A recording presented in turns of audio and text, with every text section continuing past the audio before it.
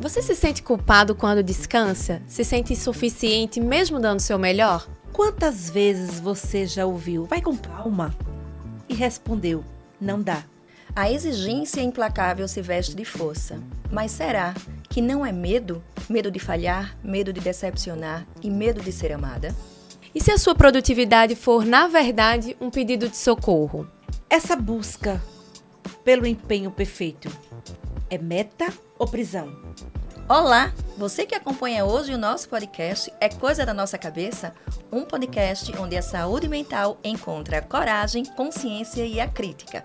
Hoje vamos bater um papo com a psicóloga Jaqueline Leão, na qual trará um tema muito relevante que é a exigência implacável. Produtividade ou punição disfarçada?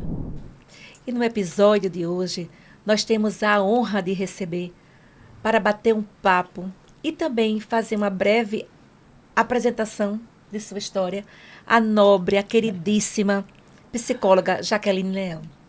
Gostaria nesse momento, querida, de lhe dar as boas-vindas. Obrigada. Dizer da importância da sua presença nesse nosso podcast. Obrigada. E pedir que você fale um pouco de você para os nossos ouvintes e telespectadores. Bom, meu nome é Jaqueline Leão, eu sou psicóloga há mais de 20 anos. Tenho uma história aí na psicologia, um caminho, né, que foi construído, fiz algumas formações, sou gestalt terapeuta, sou terapeuta cognitiva comportamental e encontrei a terapia do esquema na minha vida e aí tudo mudou. Hoje eu sou terapeuta do esquema, sou diretora do Insere Psicologia, sou autora de alguns livros, alguns capítulos, algumas ferramentas para uso na clínica. Enfim, vivo psicologia 24 horas por dia e vivo terapia do esquema também 24 horas por dia, né? Me apaixonei pela abordagem porque entendo que é o que a gente tem de mais contemporâneo hoje na psicologia por muitos motivos e que é com grande satisfação que eu estou aqui com vocês hoje. A satisfação é toda nossa, Jaqueline. Obrigada. Seja muito bem-vinda. Como falei anteriormente, nos bastidores, né, a sua é uma admiração e um respeito que a gente tem por você. E não teria, né, inicialmente, uma outra pessoa para falar sobre essa temática, uma vez que você foi a pioneira aqui no estado de Alagoas. Você trouxe a terapia do esquema para cá. Verdade, né? verdade. E aí, diante desse nosso tema, né, a exigência implacável, eu penso que muitos, né, se sentem insuficientes, mesmo dando o seu melhor. Né? E não é falta de esforço. Então, seria interessante a gente iniciar pela conceitualização do esquema de exigência. A gente poderia iniciar por esse falando ponto? um pouco disso, né, que é importante para que as pessoas possam entender. Na verdade, o esquema de padrões inflexíveis ou de exigência, né, é um construto psicológico. Isso quer dizer que as pessoas que funcionam dessa maneira têm uma crença de que elas somente são valorizadas ou amadas a partir do que elas produzem, né, do sucesso, da performance. Mas por trás disso existe também uma crença de que são pessoas que jamais serão suficientemente boas, né? E por isso elas compensam essa dor de se sentirem, porque isso... É claro que isso afeta em muito a autoestima, né? E elas compensam essa dor justamente buscando esse perfeccionismo, esses padrões inalcançáveis, né? Porque não existe perfeição, então é um padrão inalcançável. E de verdade é algo que leva o sujeito a um sofrimento muito grande. Isso pode ser adquirido, aprendido na infância. Aquelas mensagens repetidas, frequentes dos pais. Você precisa ser bom nisso, né? E você acha que isso na infância tem isso pode ser aprendido desde a infância e que os indivíduos, né, carregam com isso até a vida adulta, gerando todas essas consequências, né, esses prejuízos na sua qualidade de vida, por exemplo. Existem, são inúmeros fatores, né? Os fatores são multifacetados, digamos assim, mas de verdade a origem está na infância, né? Pessoas que tiveram pais muito exigentes, muito críticos, que na infância entenderam que o amor é condicional, o amor está condicionado à performance da criança, não é? E é isso que é, na verdade, exigido, né, pelos pais. Crianças que performem, que tirem as notas máximas, que ganhem nos esportes. E esses pais, de uma maneira geral, eles não valorizam o esforço da criança. Eles valorizam o resultado que a criança traz, né? Famílias muito competitivas. Existem várias situações que podem dar origem a esse esquema. Mas, de uma maneira geral, são pais muito exigentes, muito críticos, famílias muito competitivas. E, claro, que as situações culturais, sociais e culturais também contribuem para isso, né? Nós vivemos num mundo hoje muito competitivo, muito voltado para a questão do sucesso, da performance, da produção, né? As mídias sociais, elas tratam disso, na verdade. Então, existem alguns fatores, mas a origem está na infância. Então, isso não é coisa da nossa cabeça. Não. Eu gostaria que fosse, mas não é coisa da nossa cabeça. Isso a gente pode dizer que isso é uma coisa do nosso tempo. É uma coisa do... não é só do nosso tempo. Isso é algo que sempre existiu. Mas a gente pode dizer que nós vivemos num momento histórico em que é claro que a performance é muito valorizada, né? A gente está vivendo num mundo muito narcísico, né? Até em função mesmo das mídias sociais. Então, não é coisa de hoje, mas hoje nós temos ainda essas questões que fortalecem, que tornam esses esquemas ainda mais robustos. Muitas pesquisas, elas indicam que a geração dos millennials, né, essa geração de 81 a 96, é uma geração que eu me enquadro, está mais propensa ao burnout, a essa sobrecarga, essa produtividade. Isso é uma questão geracional também, Jaque? Eu acho que também pode ser geracional justamente pelo momento histórico que a gente vive, né? Mas não é pura e simplesmente isso. É claro que as mudanças têm sido muito rápidas, né? Muito abruptas e muito rápidas. E o que acontece é que hoje, a partir dessa última geração, né, com quem a gente está tendo contato, é uma geração que trata o trabalho de uma maneira diferente, né? A relação com o trabalho mudou, o valor do trabalho também mudou. Então, a sua geração talvez seja a última geração que tenha sido mais afetada pelos valores mais tradicionais do trabalho, né? A gente está vendo uma mudança muito grande, cultural, e isso naturalmente afeta também a maneira como as pessoas lidam com isso, mas o esquema não tem exatamente a ver com isso, né? Que é uma geração que está muito também associada àquilo que entrega para a sociedade, né? Exatamente. Então, quem é você? Quando a gente se apresenta, é sempre associado ao que eu sirvo ao mundo, né? O que eu produzo, o que eu entrego. Então, Milena, a jornalista, Janaína, a psicóloga, né? Sabendo que nós somos muito além disso, né? Antes da Milena jornalista, tem uma infinidade de atribuições, né? Faz parte da nossa identidade, naturalmente, aquilo com que nós nos envolvemos no trabalho, né? Você, jornalista, Janaína é psicóloga, isso faz parte da identidade de vocês.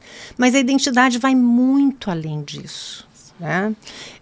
Justamente esse esquema faz com que a pessoa entenda e acredite que ela vale o que ela entrega. Esse é o grande problema, né? O valor dela está relacionado com o que ela pode entregar, com o que ela pode produzir, com o sucesso que ela pode ter.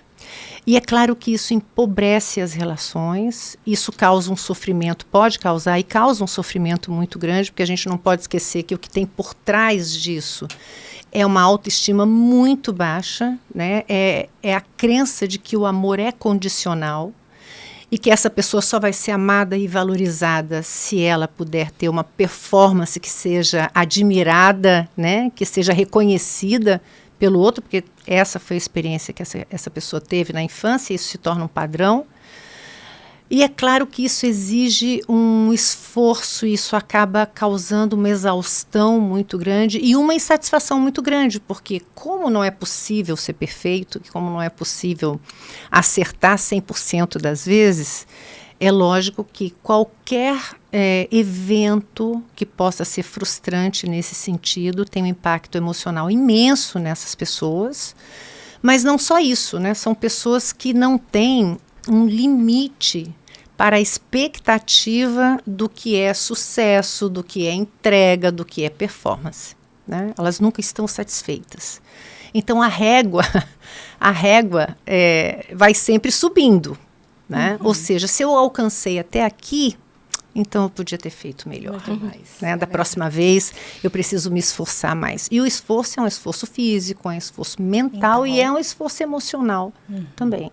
Né? E aí os sinais, quando é que essa pessoa já deve começar a se preocupar? O sinalzinho de alerta, né? Como é que a gente pode identificar? Identificar, né? Isso. Bom, eu acho que alguns sinais a gente pode pensar em exaustão, né? Cansaço físico, cansaço mental, distúrbios de sono, noites mal dormidas. Um sinal interessante que a gente pode imaginar que não tem nada a ver com isso, mas pode ter a ver com isso, é a procrastinação, porque quando a pessoa é extremamente exigente, ela tem medo de errar, e por medo de errar, ela pode procrastinar as tarefas justamente por achar que não vai ser suficientemente bom para fazer. Existem sinais também físicos, dores de cabeça, enfim. Se você não está bem, de alguma maneira geral, você precisa parar e entender o que está acontecendo com você, né?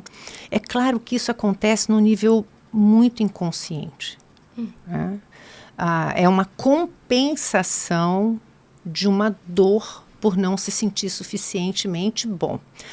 As compensações que nós fazemos na vida, elas são bastante inconscientes. Né? A pessoa não tem consciência de que o funcionamento dela, porque passa a ser uma maneira de ser, de viver.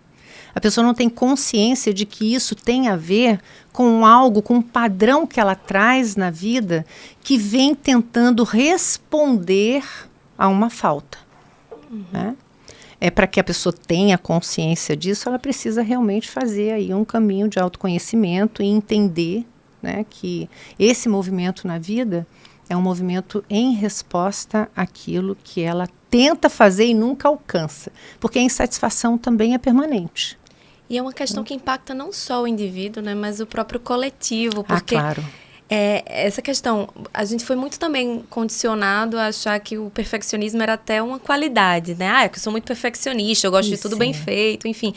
Mas é quando a gente vê todos esses sinais, né, esses sintomas de que há ali um problema, né? E aí esse perfeccionismo ele passa a ser não só com as nossas próprias exigências, mas também com aquilo que o outro entrega pra gente, Claro. né? Então não é que eu tenho um nível de perfeccionismo, eu espero que o outro também traga. Né? E de uma maneira geral, a pessoa não consegue nem, por exemplo, delegar tarefas.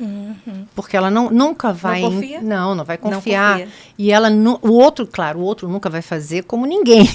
Ninguém faz igual a ninguém. E não fazer igual já é o suficiente para essa pessoa acreditar que não é suficientemente bom. Então, e aí o tem isso sofrimento também. triplica, né? Triplica. E não só isso, né? Pessoas que estão envolvidas num movimento de uma performance inalcançável são pessoas que se tornam workaholics. Né? Então, são pessoas que acabam tendo problemas nos relacionamentos, não só em função de se tornarem muito críticas e muito exigentes também, porque também repetem esse padrão, mas também em função de, na verdade, não estarem presentificados nos relacionamentos. São pessoas que, de uma maneira geral, têm uma dificuldade muito grande de lidar com prazer, porque esses momentos de lazer podem ser entendidos como perda de tempo, peso e culpa. Isso, Culpa. As pessoas muita se culpa. sentem culpadas por não estarem performando, trabalhando, fazendo. É um sofrimento, é um imenso sofrimento. Já que quando você fala no autocuidado, né? Então vamos lá, qual o papel da psicoterapia nesse sentido? Bom, o papel da psicoterapia é imenso, né? Porque quando a gente fala em psicoterapia, nós estamos falando num caminho de autoconhecimento. E de verdade, se a pessoa não fizer o caminho do autoconhecimento, ela vai ter inúmeras situações, inúmeras dificuldades para poder lidar com a vida, com o que é normal, com o que acontece com todo mundo. Imagina uma pessoa dessa quando tem uma frustração qualquer em função de algo que não deu certo. O nível de sofrimento é extremo, né? Mas o autocuidado ele é importante em todos os sentidos, né? E o autocuidado também não está relacionado só com psicoterapia, né? Mas está relacionado com, por exemplo, o lazer. Né? Uma pessoa madura, né? Eu digo emocionalmente madura, um self maduro, um adulto saudável, né? Ele precisa ter algumas habilidades e ele precisa entender que, por exemplo, o lazer e o prazer fazem parte da saúde mental, que são necessários justamente para equilibrar o estresse que todos nós, seres humanos, lidamos para administrar as nossas vidas, né, na adultice, né? Porque, de verdade, a gente só tem problema para resolver, boleto para pagar. Pois é. Filhos para criar, cachorro para levar no veterinário, o trabalho que a gente tem que executar. Naturalizar o não fazer nada. Exatamente, né? Que é o ócio, né? O ócio é necessário, né? O descanso é necessário, o prazer é necessário. E, claro, o autoconhecimento é necessário também. Isso é interessante, porque assim, eu faço terapia há alguns anos, e em todos esses anos teve uma coisa, eu sempre me cobrei muito. Eu vou falar um pouco até da minha experiência pessoal. Sempre me cobrei muito, fui muito exigente comigo mesma. E teve uma coisa assim que minha terapeuta me falou uma vez que eu nunca esqueci. Acho que foi a coisa mais marcante que eu já ouvi ali no set terapêutico. E que isso vai e volta e vem, assim, que é: Milena, você é muito cruel com você. Você precisa ser menos cruel com você. E eu sempre me pego pensando nisso em alguns momentos, assim, porque realmente até quando... Eu tenho me trabalhado muito para ter essa leveza, né, para me permitir errar mais, enfim. E mesmo fazendo esse exercício e conseguindo me desvencilhar mais dessa autocobrança, eu sinto a culpa desse descanso, dessa folga, né? Então, assim... me permitir, fruto de muita dedicação e trabalho, tirar 6 meses só para estudar em outro país e tudo, e de repente, nossa, mas eu só tô estudando e passeando, só isso? Não era só. Estava ali fazendo um mestrado, trabalho. né? E, assim, pesquisadora convidada em 2 universidades, quer dizer, não era só, mas ainda assim era meio que... Mas assim, eu tô me permitindo fazer isso, então assim, até que ponto, né, esse descanso ainda é visto como uma culpa dentro dessas exigências? Não, mas é claro que sim, né? Se a gente for parar para pensar na nossa vida cotidiana, qualquer um de nós aqui, nós vamos ver que nós estamos, desde a hora que a gente acorda até a hora que a gente vai dormir, nós estamos fazendo coisas, né? Porque nós entramos num ritmo que é determinado não só pelas nossas necessidades reais, mas pelo que a gente acredita que é necessário em função de todo um sistema, de todo um movimento, né, que acontece. E aí, naturalmente, nós ficamos muito pouco autocompassivas, né? A autocompaixão também é um cuidado e também é uma habilidade do adulto saudável. Né? Mas eu acho que mais do que isso, sabe? Eu acho que isso engloba muitas questões, né? A exigência, a primeira pergunta é: a exigência é para quem? Né? Porque, de uma maneira geral, tudo isso está relacionado com a imagem. Sim. Né? Que é o que hoje é uma das coisas mais vendáveis que existe. Né? O quanto há uma necessidade de se manter uma imagem, e a imagem, gente, de uma maneira geral, está relacionada com o quê? Com sucesso. Né? A imagem que se pretende passar, né? As mídias sociais são um pequeno laboratório de como as nossas vidas estão funcionando, né? Elas são uma resposta daquilo que também nós somos, né? E de como nós funcionamos. Então, se você olhar as mídias sociais, você vai entender que todo esse movimento, que toda essa exigência, ela está totalmente relacionada com a imagem. Né? Como seria um funcionamento saudável? Né? Um funcionamento saudável, bom, ele exige alguns fatores, mas eu diria que um adulto saudável, quando a gente fala de adulto saudável, nós falamos desse lado maduro, desse lado lógico, desse lado racional, que também naturalmente considera as emoções, que sente, mas é esse lado que consegue administrar todos os nossos outros lados, porque para cada situação nós vamos funcionar de uma maneira diferente, né? São essas maneiras de funcionar diferente que eu estou chamando de lados. Esse lado adulto saudável, o que a gente pode chamar de um adulto realmente saudável? Esse lado, ele, quando é desenvolvido, o indivíduo apresenta uma série de habilidades. A habilidade de autorreflexão, a habilidade de observação do que está acontecendo no mundo interno, no mundo externo, a habilidade de autorregulação, a habilidade da assertividade, a habilidade da autocompaixão, enfim, uma série de habilidades. Mas eu diria que, para resumir tudo isso em 3 fatores, eu diria que um adulto saudável, maduro, saudável, ele tem 3 características importantes. É um adulto que tem a capacidade de ter intimidade nas suas relações, e a intimidade inclui uma série de fatores, né? A intimidade é a capacidade que a gente tem de se vulnerabilizar, é a capacidade que a gente tem de entrega para o outro, é a capacidade que a gente tem de ouvir o outro, né? E entender quando a gente comete um erro, e então a gente tem a capacidade de reparar esse erro. Além da intimidade, é um indivíduo que tem a capacidade de ser espontâneo. Adorei. E a espontaneidade, algumas pessoas são muito pouco espontâneas, ou porque estão a favor e a serviço da sua imagem, ou porque foram pessoas que não na infância e na adolescência foram podadas, né? Foram reprimidas nessa espontaneidade. E a espontaneidade tem a ver com você poder expressar as suas emoções no momento em que você sente emoções difíceis ou emoções que são maravilhosas.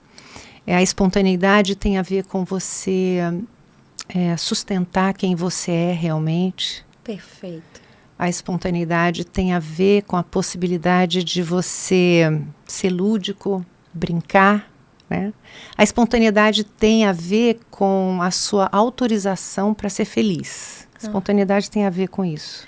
Já que o medo do julgamento. O medo do julgamento é um medo que todos nós temos. Isso é natural. Né? Mas quando o medo do julgamento... Perde a espontaneidade por medo do julgamento. De uma maneira geral, é o que acontece. Né? As pessoas perdem a espontaneidade por medo do julgamento, ou porque foram ensinadas a funcionar dessa maneira, né?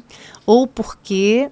E aí, voltando para o padrão inflexível, né, para a autoexigência, ou porque podem imaginar que funcionar de determinada maneira, dizer alguma coisa, ou ser mais espontâneo, pode fazer com que a imagem não seja aquela imagem de perfeição que a pessoa deseja passar. Tudo isso tem a ver com a espontaneidade. Né?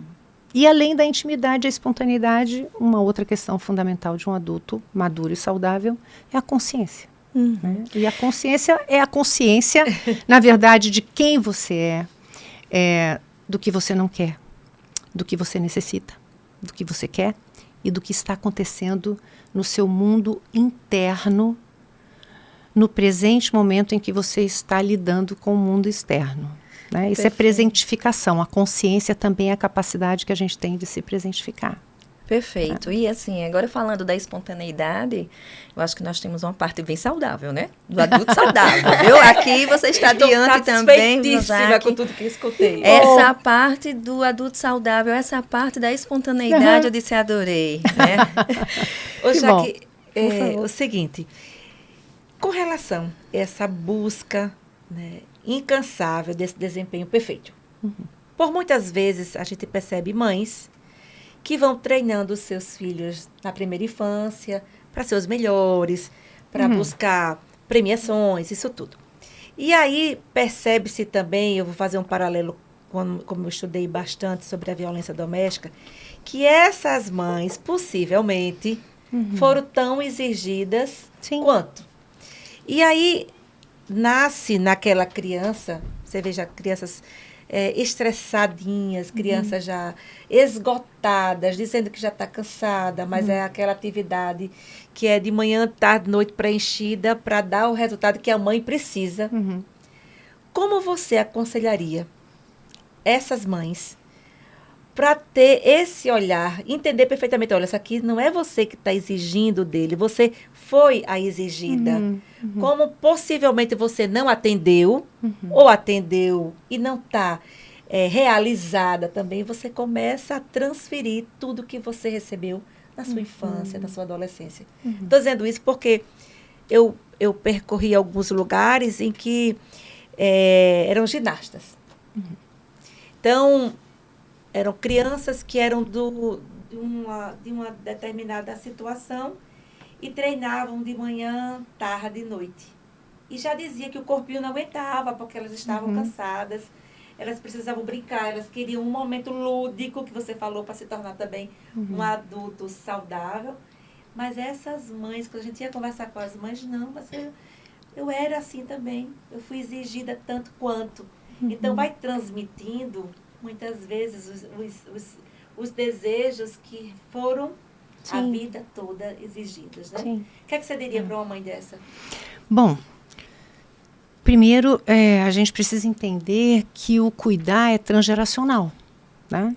Nós cuidamos dos nossos filhos, repetindo, claro, o cuidado que nós recebemos. É claro que uma mãe que funciona assim, ela não está intencionalmente querendo fazer alguma coisa que não seja saudável para o seu filho, né? A intenção é que esse filho performe, né?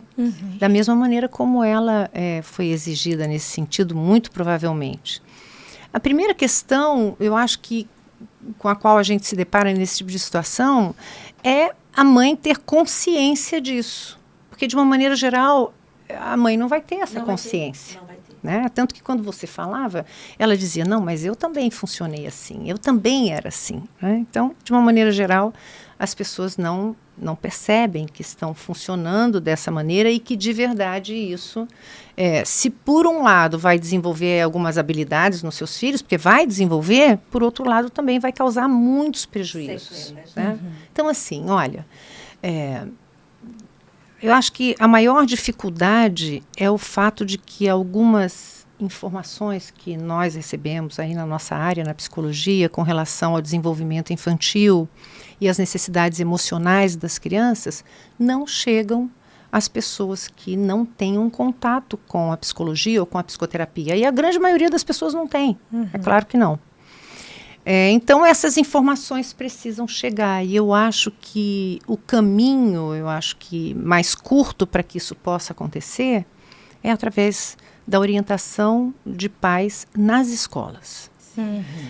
Nós temos um projeto de prevenção de saúde mental e nós fazemos ações em escolas, são ações voluntárias em escolas aqui em Maceió, justamente para que a gente possa fazer orientação de pais no sentido do atendimento das necessidades emocionais básicas que todas as crianças, todos nós temos, nascemos com essas necessidades emocionais, morremos com elas também, mas na infância e na adolescência, quando não são nutridas de maneira suficientemente boa, não quer dizer que os pais vão precisar nutrir todas as necessidades, porque não existem pais perfeitos, não existe nada perfeito, mas é necessário que isso seja nutrido de maneira suficientemente boa, e quando isso não acontece, a criança não se desenvolve de maneira saudável, nem fisiologicamente, nem psicologicamente, nem emocionalmente. Então, uma criança que é super exigida e uma criança que não tem espaço para o brincar, primeiro é uma criança que desenvolve muitas habilidades com relação àquilo que ela está performando, mas deixa de desenvolver muitas outras que são fundamentais para que ela se torne um adulto saudável. A segunda questão é que essa criança, ela não vai ter a chance do brincar, né? A chance, e o brincar na infância é fundamental também para que se desenvolva algumas habilidades. E muito mais do que isso, quando essa necessidade não é suprida, quando os pais vivem em função do dever, né, e a criança tem tantas tarefas que ela não tem tempo para o brincar, a criança não desenvolve espontaneidade. E ela passa a acreditar que o dever é a coisa mais importante da vida porque ela precisa performar. E é através do dever que ela vai performar. E o que acontece é que essa criança não é autorizada a ser feliz. A mensagem implícita que ela recebe é: você não pode ser feliz. O que é ser feliz, gente? A gente é feliz quando a gente está na espontaneidade, quando a gente está no lazer, quando a gente está na brincadeira, quando a gente está simplesmente tendo prazer. Sim. Então, uma criança que não pode brincar, que não tem tempo para isso, é uma criança que recebe essa mensagem implícita. Crescendo com rigidez. Com rigidez, né? exatamente. Né? Isso pode causar uma série de prejuízos. Esse Né? exemplo, inclusive, que a Daniele trouxe é da própria transferência dos pais, né? Isso no universo da criança, mas também no nosso universo adulto, aquele discurso do não, mas você consegue, você é capaz, eu consegui, eu aguentei, não, você dá conta. Vai, não, mas você é capaz. Há um mascaramento aí, né? Uma máscara de uma violência também, né? Claro, uma agressão da pressão, da sobrecarga. Claro né, que sim, Jaque? claro que sim. Vou falar uma palavra pesada, mas ela precisa ser dita porque a gente precisa reconhecer. Na verdade, a gente só reconhece o que a gente conhece. E a gente só conhece o que tem nome. Né? O que não tem nome, nós não conhecemos. E muitas vezes os pais são abusivos. Isso é abuso. Né? Abuso emocional. Quando a gente pensa em abuso, as pessoas pensam em abuso Sexual, ou físico ou sexual, né? Mas existem muitos outros tipos de abuso. E uma criança que é hiper exigida, às vezes muito além da sua capacidade, da sua necessidade. Faixa etária. Né? Uma série de fatores, faixa etária, maturidade cognitiva, enfim, só não ter o tempo ou a possibilidade de ser espontâneo já é uma violência para a criança. Né? Isso pode causar inúmeros prejuízos gravíssimos, inclusive desenvolvimento de transtornos mentais. Jaque, a gente pensa que o nosso tempo, né? Veja quão elucidativo, clarificou, elucidou de forma muito didática. E é um assunto que eu gostaria de ficar aqui com vocês. Não né? acaba, né? Ficar aqui com vocês, assim, que vai fluindo de uma forma, e muito relevante, vai fluindo de uma forma muito natural. E é um tema extremamente relevante. Verdade. Mas nosso tempo, infelizmente... Está acabando, né? Digo a vocês, trago essa notícia chata para vocês. Está acabando. E eu gostaria que, para a gente caminhar para esse encerramento, né? Antes, mais uma vez, agradecer aqui, eu e essas duas mulheres inspiradoras Sempre que estão aqui compartilhando esse momento, né, aqui comigo. Eu gostaria que você falasse para o público, né, que nos assiste, que está nos acompanhando hoje, alguma prática de enfrentamento, a mensagem que você deseja deixar para o público. A mensagem que eu desejo deixar para vocês é que não existe nada mais importante do que saúde mental. Quando a gente fala de saúde mental, as pessoas pensam, infelizmente, em doença mental. Né? Mas eu estou falando em saúde, em se manter saudável mentalmente. E isso vai influenciar a sua vida, a vida das pessoas que estão à sua volta, vai fazer com que você possa ter uma vida satisfatória. E saúde mental vai muito além da psicologia, da psiquiatria. Saúde mental tem a ver com como você leva a sua vida, o quanto você cuida de você, o quanto você está conectado com a sua essência, o quanto você vive em função daquilo que é importante para você, daquilo que faz sentido na sua vida. Então, acho que uma mensagem que eu gostaria de deixar, a gente está falando aqui de padrões inflexíveis, né, de alta exigência, que acaba causando um sofrimento tão grande e muitas vezes até ansiedade, depressão, uma série de adoecimentos. Eu acho que se eu posso contribuir para alguma coisa, é dizer para você que pare um pouco para entender o que está acontecendo internamente em você. Pare um pouco para pensar sobre essas 3 questões. O que é que você não quer para a sua vida? O que é que você realmente necessita para a sua vida? E o que é que você quer para a sua vida? Eu acho que essas 3 perguntas norteiam um caminho para uma vida saudável. Acho que é isso. Muito obrigada. Contribuiu, sim, e muito. Que bom, fico feliz. Obrigada a vocês. Adorei estar aqui, A né? gente Muito que feliz agradece. Muito mais. com É Coisa da Nossa Cabeça. Adorei. Que encontro leve e saudável. Que bom, né? que Muito bom. obrigada, Muito gostoso. Jaque. Adorei estar com vocês. Obrigada Saímos mais melhores, uma vez né, pelo meninas? convite. Saímos Sim, melhores. Que bom. Eu também. Que bom. Encerramos esse episódio do podcast É Coisa da Nossa Cabeça e aguardamos para o próximo episódio. Te aguardo. Até já!